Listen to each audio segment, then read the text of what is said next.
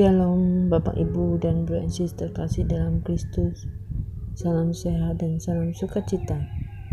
Hari ini Kamis 15 Desember 2022. Berjumpa lagi dengan saya ini dalam RHPS.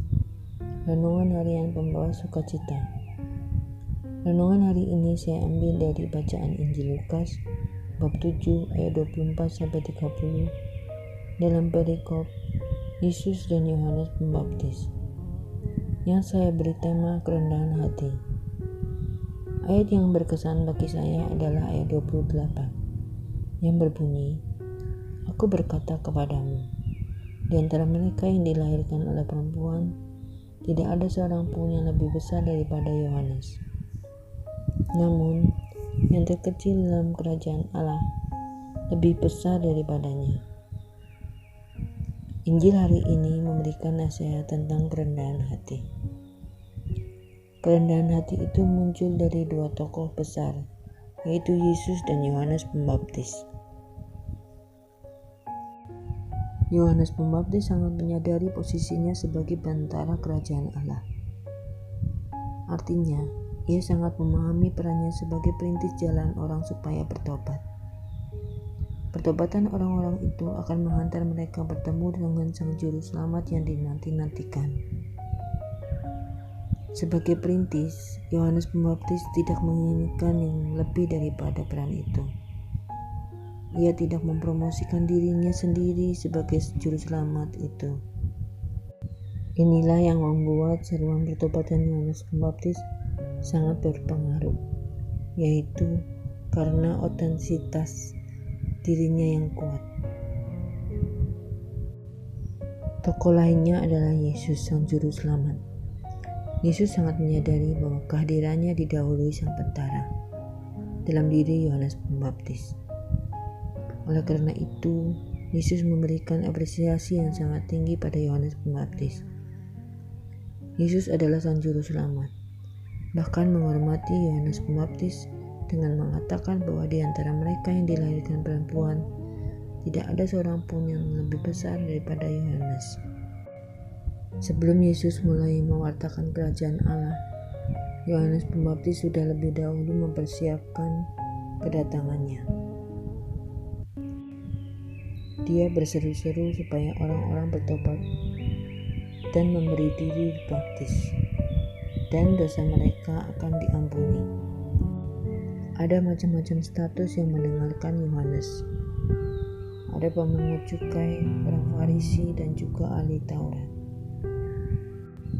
Para pemungut cukai memberikan diri untuk dibaptis, sedangkan orang-orang Farisi dan ahli Taurat tidak mau dibaptis. Dengan demikian mereka menolak keselamatan yang ditawarkan Allah kepada mereka. Dalam ayat 28 ini, kita dapat melihat kerendahan hati sebagai syarat penting orang dapat mempersiapkan diri untuk menerima keselamatan Tuhan. Yesus menegaskan hal ini melalui pribadi Yohanes Pembaptis yang rendah hati. Namun yang terkecil dalam kerajaan Allah lebih besar daripadanya. Dari sini kita dapat melihat nilai kerendahan hati. Dia yang rendah hatilah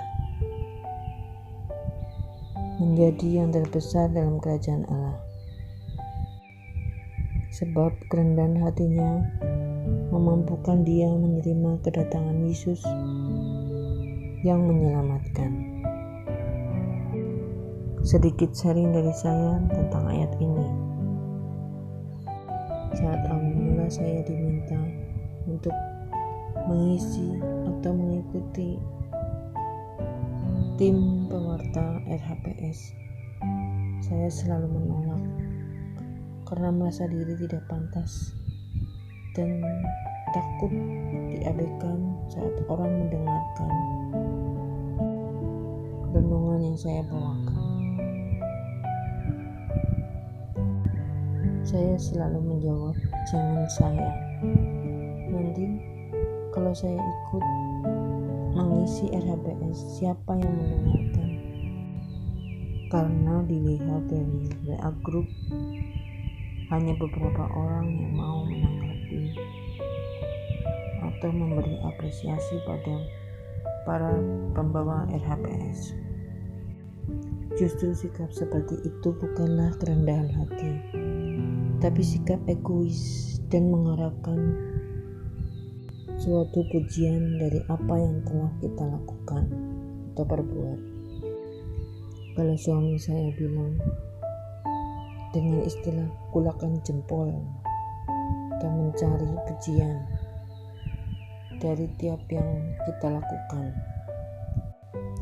Justru dengan kerendahan hati kita bisa menerima tugas pewartaan atau kesempatan yang diberikan pada kita dan melepas topeng kesucian seperti para ahli Taurat dan orang Farisi yang merasa diri suci tak berdosa, tapi tidak mau terbuka dengan tawaran keselamatan yang ditawarkan Allah kepada mereka.